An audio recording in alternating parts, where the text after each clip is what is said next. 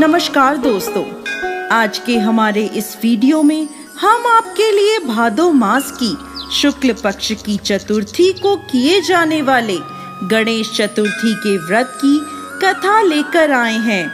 एक समय की बात है, धन के देवता कुबेर को अपने धन पर बहुत अभिमान हो जाता है।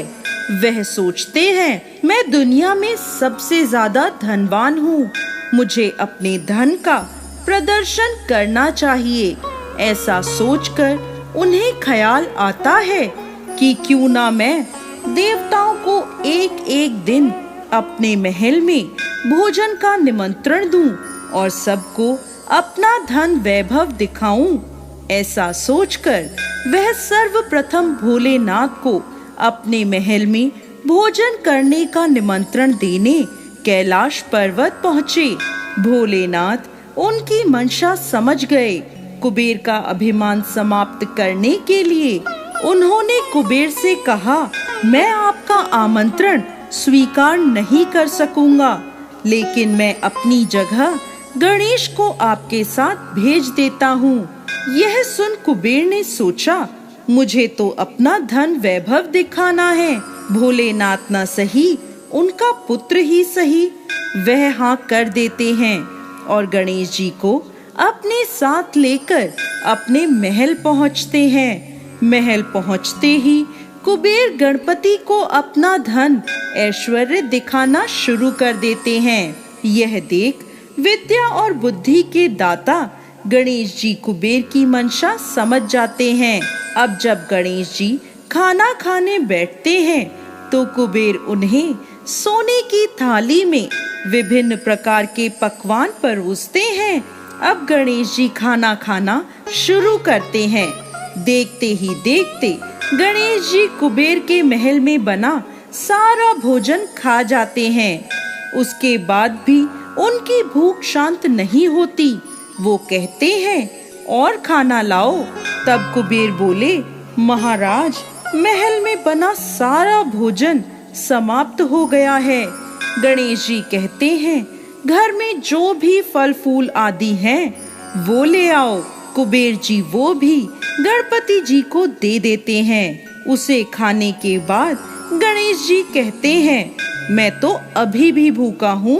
अब कुबेर ये समझ जाते हैं कि मैं अपना वैभव और ऐश्वर्य प्रभु को दिखाना चाहता था, इसलिए गणेश जी मुझे सीख देना चाहते हैं। वह गणेश जी से हाथ जोड़कर माफी मांगते हैं और कहते हैं, प्रभु, मैं अब कभी भी अभिमानवश ऐसा कुछ नहीं करूँगा, उन्हें क्षमा कर। गणेश जी वहाँ से अपने घर कैलाश पर्वत के लिए निकलते हैं। अब क्योंकि गणेश जी ने बहुत सारा खाना खाया था, उनका वजन बढ़ जाता है। अब वह अपनी सवारी नन्हे से मूषक पर बैठकर अपने घर कैलाश पर्वत के लिए चलते हैं। गणेश जी के वजन को संभालते हुए मूषक धीरे धीरे चलता हुआ कैलाश पर्वत की ओर निकलता है। रास्ते में मूषक का संतुलन बिगड़ जाता है और गणेश जी मूषक से नीचे गिर जाते हैं तो उनके सारे कपड़े, हाथ पैर आदि गंदे हो जाते हैं। गणेश जी उठकर आसपास देखते हैं कि कहीं किसी ने देखा तो नहीं। आसपास उन्हें कोई नहीं दिखता, लेकिन उन्हें हंसने की आवाज आती है। तब गणेश जी देखते हैं कि आसपास तो कोई नहीं है, फिर ये हंसने की आवाज किसकी है?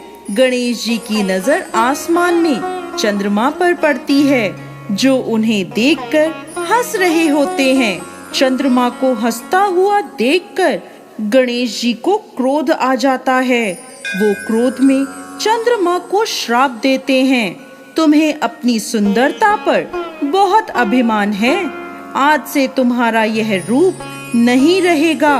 गणेश जी के श्राप देते ही चंद्रमा कांतिहीन हो जाते हैं। यह देख चंद्रमा को अपनी गलती का भान हो जाता है। वह गणेश जी से माफी मांगने लगते हैं। बार बार माफी मांगने पर गणेश जी का गुस्सा शांत होता है।